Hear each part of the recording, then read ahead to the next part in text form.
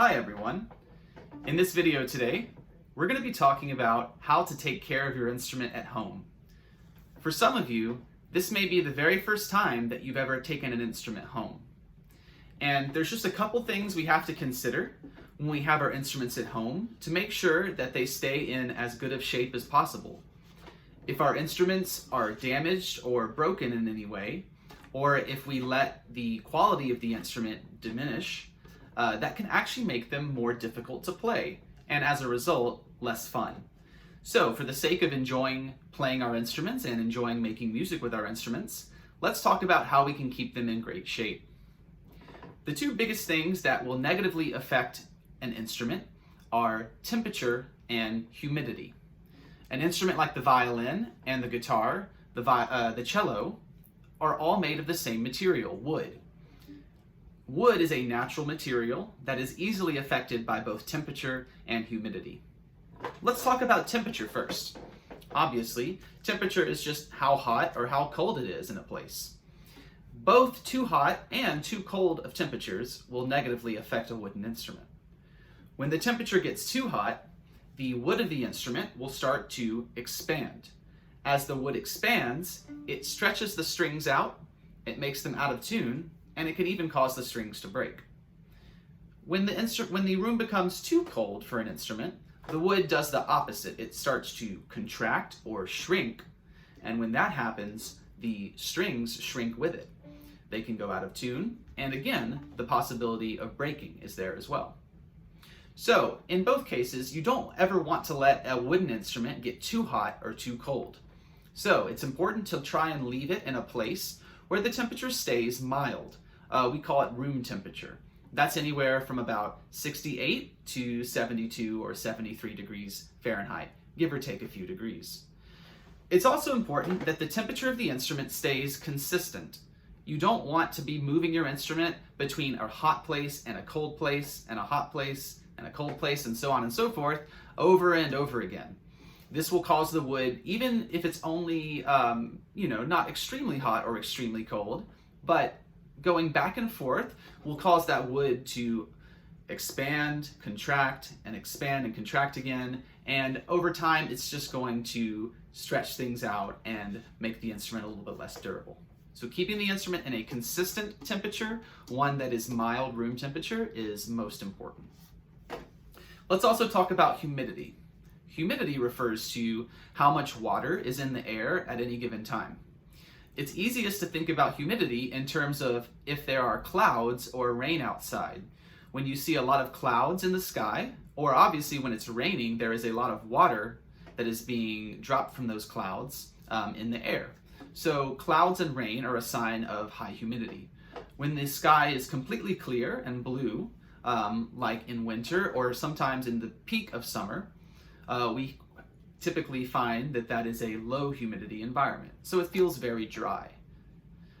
In both cases, high humidity and low humidity are neither is particularly great for our instruments, but we would rather keep them in a happy medium, kind of like with temperature. So if you're using air conditioning at home, that typically will keep a good humidity level for a wooden instrument.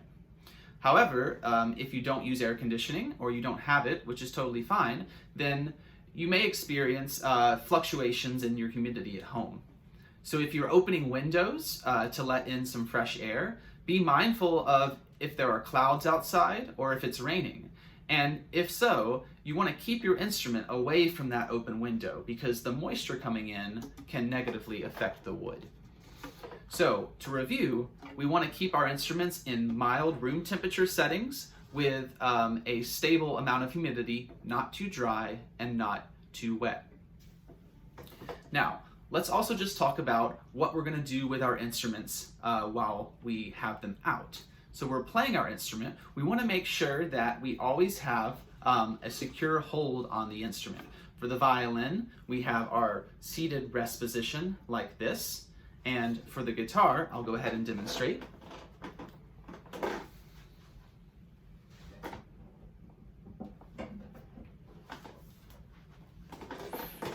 For the guitar, we're going to have our instrument, resting on our leg in our laps. And we have both hands on the instrument while playing at all times. If, for example, you need to take a break, get up and get some water, then you need to find a safe place to put the instrument down. I would not recommend putting the instrument down on the floor if you think someone might be walking past it. It's very easy to step on an instrument and cause irreversible damage, or even have someone trip over an instrument and hurt themselves. So if you have you should have a case at home, and I would ask you to put your instrument back in the case whenever you're not using it, even if it's a short break, because keeping our instruments in as good a condition is so important. We really need to be extra careful when we're using them.